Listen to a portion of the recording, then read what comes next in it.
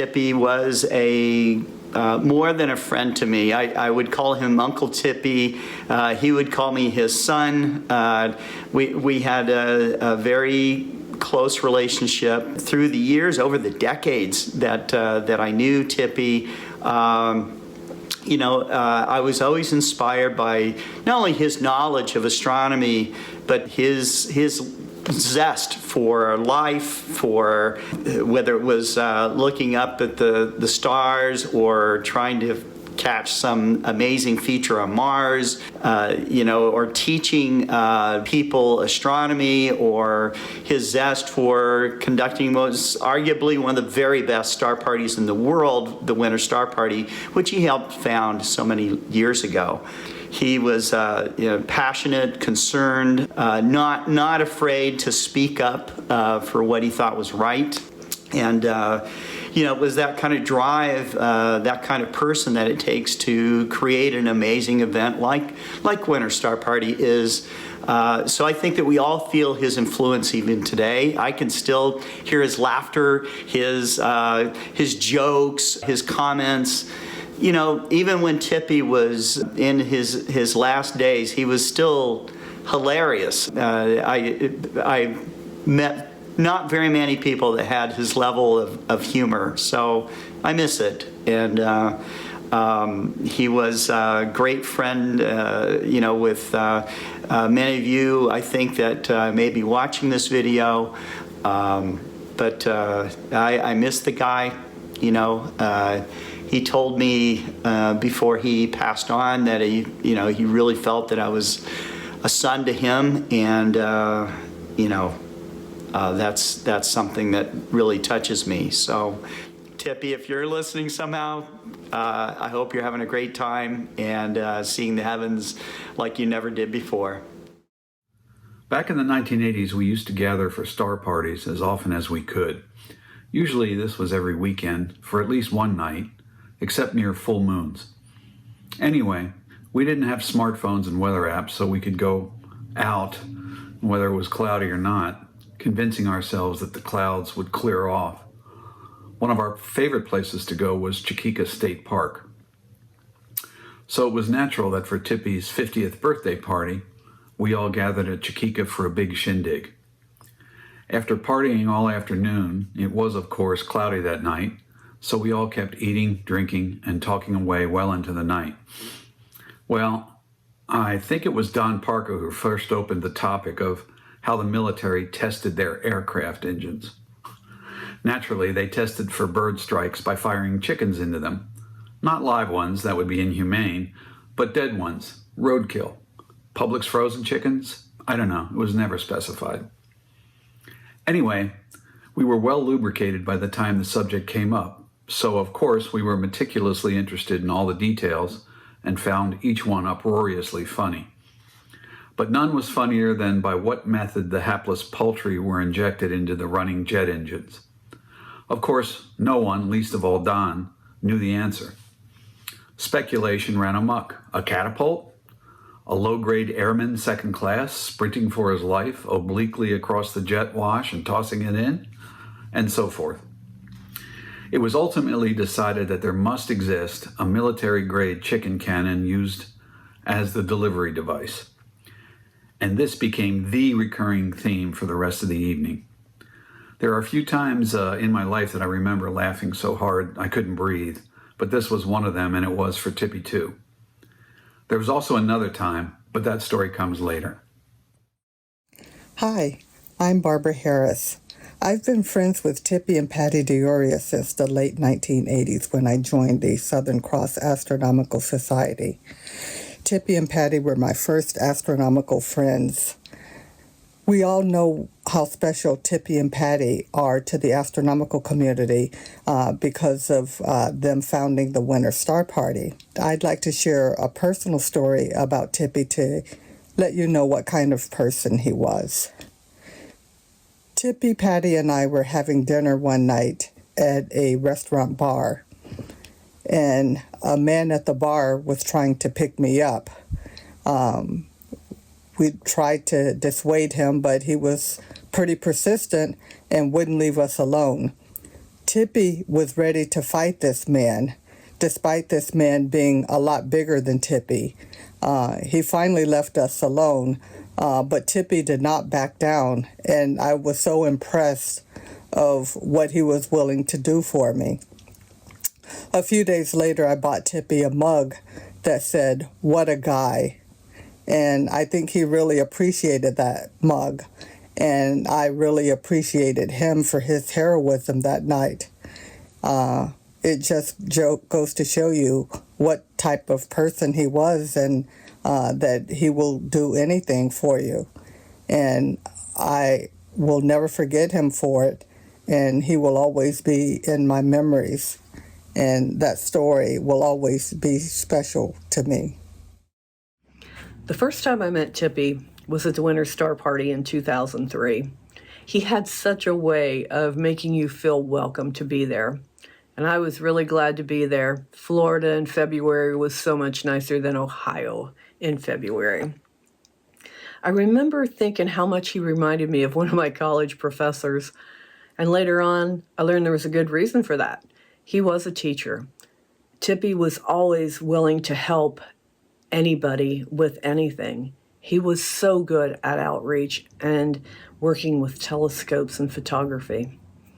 There would be times groups of us would be sitting around just talking, and Tippy would get you laughing so hard you felt like you just couldn't breathe. And then there was other times we'd be discussing equipment or what was new in the cosmos.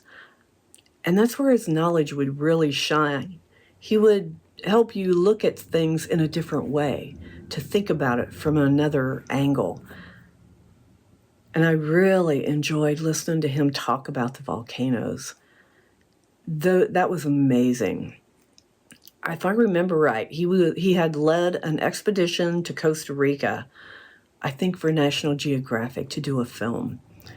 And the pictures and the stories he told were amazing. I really think Tippy had the heart of an adventurer. And I can't think about the Winter Star Party without thinking about Tippy. And there's two things I remember, and they're really small things, but I always seem to remember his straw hat. Anytime I see a straw hat, I think of Tippy. And if you look at Winter Star Party pictures, you're going to see Tippy in that straw hat. And another time was at night. I couldn't see anything, hardly what was in front of me, and I could hear these two voices in the dark walking down the gravel road. And they were laughing and talking, and I knew it was Tippy and Don Parker. When you got Tippy and Don together, good times were going to roll. Tippy and Don are missed by so many, but they left us with so many great memories. Bobby Reefer was, at that time, the Southern Cross Star Party director, or at least he was the guy who called everybody to get them to come out. Bobby drove an old, broken-down Volkswagen bus.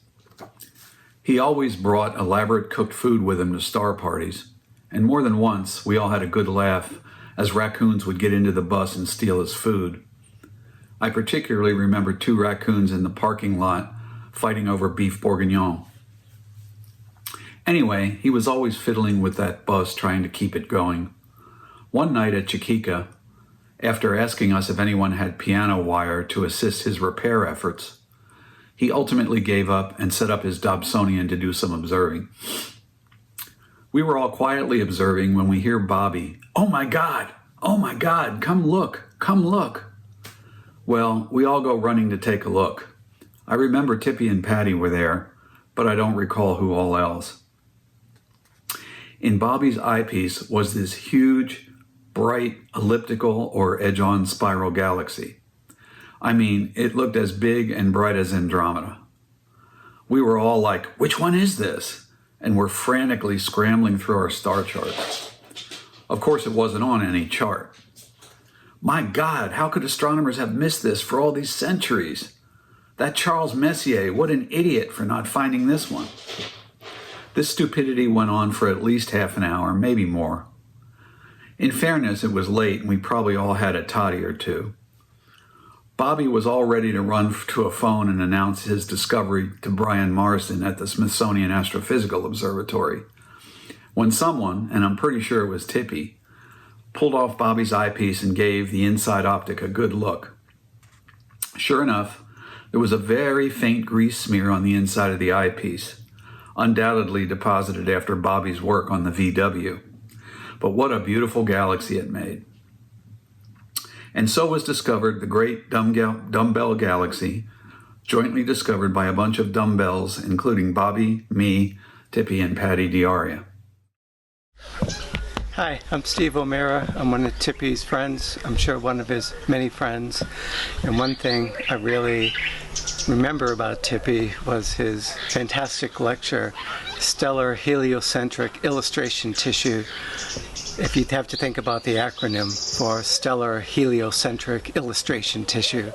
And he would use toilet paper rolls to meter out the solar system, and in the end he'd have the audience covered with toilet paper, and everyone had a great time. And he's given that lecture from Canada to Guatemala City to El Salvador. He was always a joy to be with, and I miss him dearly, as many of you know. He did first meet at the Winter Star Party. He just opened his arms to me, made me feel welcome. I came from the north, he was from the south, and there was no divide. He just took me on board with his wife Patty, and they just made me feel at home. Let me use this 18-inch and showed me things that I had never seen before. But the most memories I have of him are really with the volcanoes and the tours that we went to. And I chose Tippy because when you go to a volcano, you need to be able to trust someone. You need someone who's going to be dedicated and aware. He was all those things. He was more than trustworthy, always kept the best records. And what a dedicated individual. I remember one trip up Il Salco in El Salvador, which was a very steep climb, a volcano that just goes straight up, very steep, several thousand feet. And Tippy, he had his health issues, and nevertheless, just using a walking stick, we went up that volcano, and I remember getting to about the halfway point, several thousand feet high, and he wasn't sure if he was going to make it, but Bob and I stayed with him, and we just said one foot in front of the other, and we took our time. It took it doesn't matter how long it took. It's just that we just kept talking. We kept him motivated. We got beyond the halfway point, and then he knew he could make it. And by the time we got to the top, I just remember the first thing he said was, "Wait until I tell Patty." And and that's the thing I remember most about Tippy, is his devotion and love for Patty. Boy, was he just in love with Patty, and all our discussions we'd have, he'd just say how lucky he was to have someone like Patty in his life, and they just broke the mold with Tippy.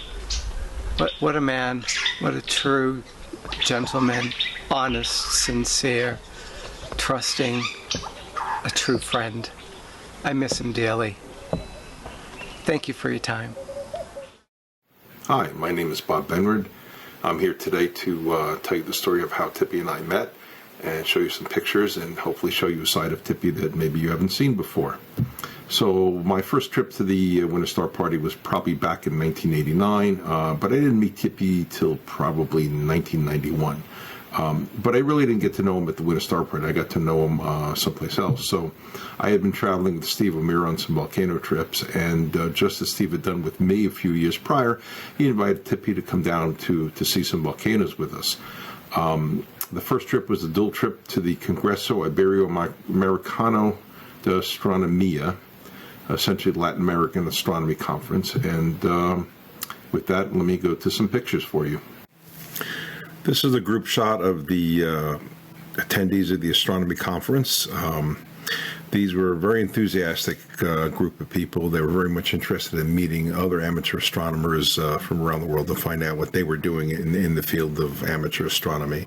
And they were great hosts. They treated us like kings. And that evening, they took us up to a hotel. It was a beautiful hotel on top of a mountain. The entire hotel was made from lava block veneer. All the sidewalks and all the walls and the buildings were all lava veneer. They took us to our room. We walked over to the balcony, opened up the curtains, and this is what we saw. This is the Izalco volcano. The hotel was built on an adjacent mountain, so tourists could sit on their balcony and watch the volcano erupt at night. Only one problem: the day the hotel was completed was the day the volcano stopped erupting. This is sunset from the hotel. We're at the reception area. There's Tippy in the front, and some of you may recognize Anna Reyes in the background there. So it was a beautiful evening overlooking the volcano, and this is in preparation for the next day where we would climb the volcano. To get to the volcano, we had to take a wild Jeep ride crashing through the jungle, and there you see Tippy and Steve smiling ear to ear, relieved that we made it out alive. And there you see Tippy wearing his Winter Star Party sweatshirt. Here we are at the top of the volcano enjoying the view. There's Tippy, Steve, and Anna, and myself behind the camera. And there you see a shot of the three of us, Tippy, Steve, myself, and a young lady named Tammy. Tippy was very popular with the younger crowd over there. They were very eager to pick his brains, and they nicknamed him the El Viejo Gallo, the old wise rooster. And there at the bottom you can see Mrs. Biscuits sitting on his lap. Here's a shot of Tippy, Anna, and myself. Often Tippy and I would travel out of Miami together down to Costa Rica. One time landing in San Jose, we did a go-around and diverted to Nicaragua. So we were stuck there for about 45 minutes. The lounge had Cuban cigars, so Tippy was quite happy that day. Here we are at the Poás volcano. This is a aqua blue water-filled caldera volcano just north of San Jose. It's a first stop for most visitors visiting volcanoes in Costa Rica. There's often condensation clouds, so if you ever get to see the bottom of the lake, you're quite fortunate. On the way to the Arenal volcano, there's a little town just about 5 miles east called La Fortuna. Over the years, this town has changed quite a bit due to volcano tourism, but it still holds a little charm and some wonderful memories for us. And this is why we keep coming back to Costa Rica. This is the Arenal volcano, which erupted continuously from 1968 through 2010. We spent a lot of time here watching the volcano, photographing, talking, drinking, laughing, visiting other places in Costa Rica. And this is where I really got to know Tippy, and he became like a big brother to me. And we talked a lot. He talked a lot about Patty, and you could tell Patty was the brightest star in his sky, and he loved her very much. And this was the beginning of a long friendship. One year, Tippy had gotten a great shot of an eruption in Arenal, and later that year, I believe David Levy wrote an article, Parade Magazine, around 1999, and tapped Tippy for that cover picture. So Tippy's shot ended up on the cover of Parade Magazine, so kudos to him for that. Here we are at the Soufriere Hills volcano in Montserrat. This first erupted in July 1995, and again, last time I think in 2012. The three of us have been to Montserrat quite a few times, and often trading back and forth year after year between Costa Rica, Arenal, and Montserrat. We've been there so many times, we almost called the place home. And this is why we keep coming back to Montserrat. This is a moonlit shot late in the evening. So that was a small sampling of some of our trips, and being from New York, those trips were really the way I got to know Tippy over the years. And after he stopped working the Winter Star Party and stepped back a bit, my wife and Julie and I were able to get to know Tippy and Patty much better on the outside of the Winter Star Party. So it led to a long 25-year friendship, and Tippy was like a big brother to me, and we miss him dearly, and what can I say? We just miss him a lot. And Tippy, hope you're doing good, and someday we'll see you again. Hello, my name is Sharon Grant. I am past president with Southern Cross Astronomical Society.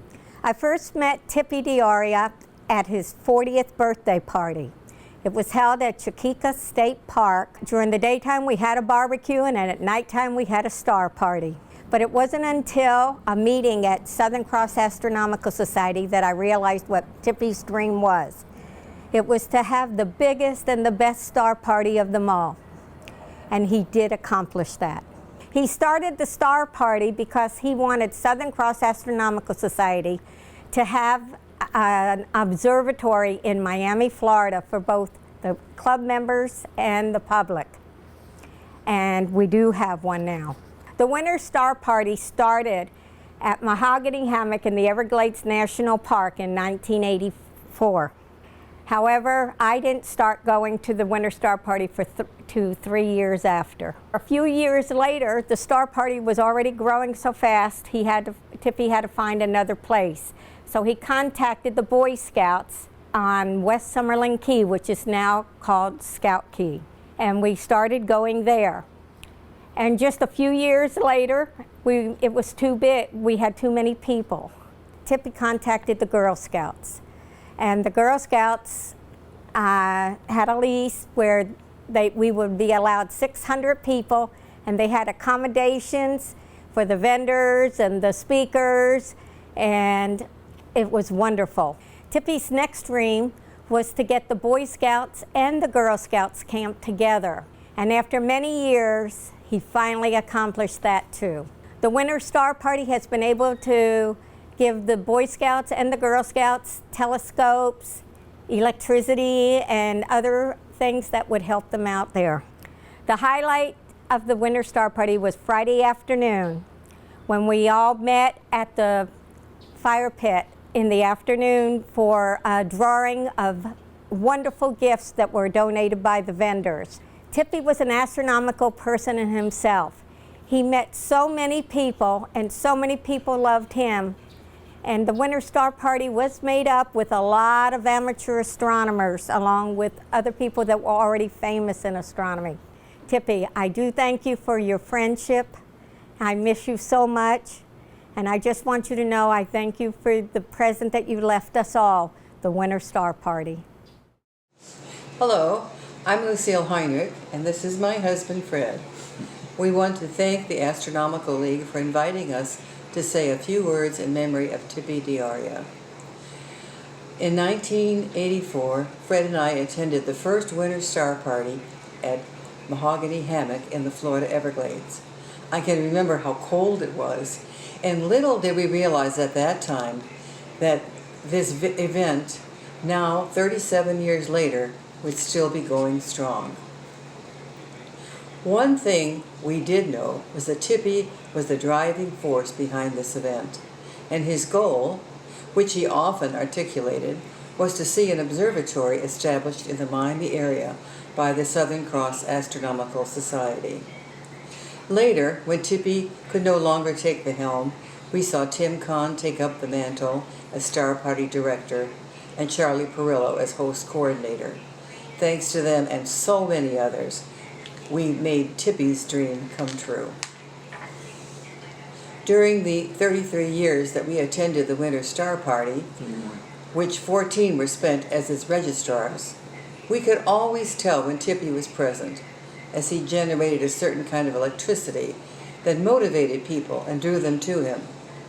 I often picture Tippy as a comet streaking across the sky, with so many of us hanging on to his wake. Who could forget Bob Summerfield riding herd on the vendors, Don Parker speaking at every star party until his death, Mickey's Kitchen with her famous midnight brownies, and Patty DiArio's creative Winter Star Party shirts, 2 of which we are wearing. All of these wonderful people were drawn into Tippy's mission, and we loved it. We remember Tippy's famous toilet paper talk, where he used toilet paper to illustrate how far from Earth were the planets and constellations. Soon the stage was awash in toilet paper, with Tippy standing knee-deep in a sea of the stuff. The audience got it, and Tippy loved it. But the highlight of the Winter Star Party, not counting the wonderful night skies, was the door prize drawing. Here Tippy was in his glory. He loved giving out the prizes. He loved it when he saw the delight on someone's face as they ran up to claim a Nagler eyepiece or a Meade telescope. We remember his ching ching when a number was called and no one claimed the prize. The crowd would always chime in with Tippy's ching ching in mock sympathy for someone who lost out on a coveted door prize. And lost we did, when Tippy's comet turned away from the Earth and headed out perhaps to the asteroid named after him. But one thing we know for sure, his spirit is still blazing in our hearts, and remember him with deep affection and with the joyful memories he gave us. Thank you, Tippy. Your life was certainly a life well lived. I think it was our second year together serving on the Southern Cross board, and Tippy brought up his plan to hold a winter star party. And you would have to be there to see the reaction on our dear President Bill Douglas. He looked like he had been T-boned by an asteroid. He couldn't wrap his head around such an event. Tippy and Patty were marvelous and gracious, and we all had a great time together and meeting so many wonderful new people at these winter star parties. It was another of those times that I remember laughing so hard that I was completely in tears and could barely breathe. Tippy and I were in Costa Rica at Arenal Volcano, which we had both visited many times. On this occasion, we had a room both at the base of the volcano and also at the Volcano Observatory Lodge, which was higher up the mountain on the quote-unquote safe side. It was around midnight when we went to bed. We had a nice room at the lodge with 2 twin beds. Anyway, we were pretty tired after a full day of observing the volcano, so bed felt good. I remember just beginning to doze when I hear bloot, Tippy passing gas. Okay, some chuckles ensue, about 5 minutes pass, and I start to fall asleep again when I pass gas. Some more energetic laughs this time, and then we settle down again to quiet. Some minutes go by, and by now I've lost track of who's doing what, but sure enough, another one breaks the silence. Now things really get going. What was that? Howler monkeys? Har, har, har. Silence. Then another one rolls out. Oh my God, the volcano's erupting. Run, run. Har, har, har. And on and on. I hear your mom calling you. Hey, who's got the air horn? That's a shitty alarm clock. Was that a coati or an aardvark? And on it went. God knows what we had for dinner, I don't remember, but this went on for hours. We were in tears and laughing so hard at this point that sleep was out of the question. We were both too busy waiting for the next eruption and thinking about the next wisecrack. Needless to say, the next day we were too tired to do a hell of a lot. Strangely, we met David Hasselhoff, who was also staying at the lodge. Another laugh. We hoped that our carrying on hadn't kept him awake all night too. And that was the second story I recall where Tippy and I laughed so hard we were in tears and could hardly breathe. I'm sure there were more.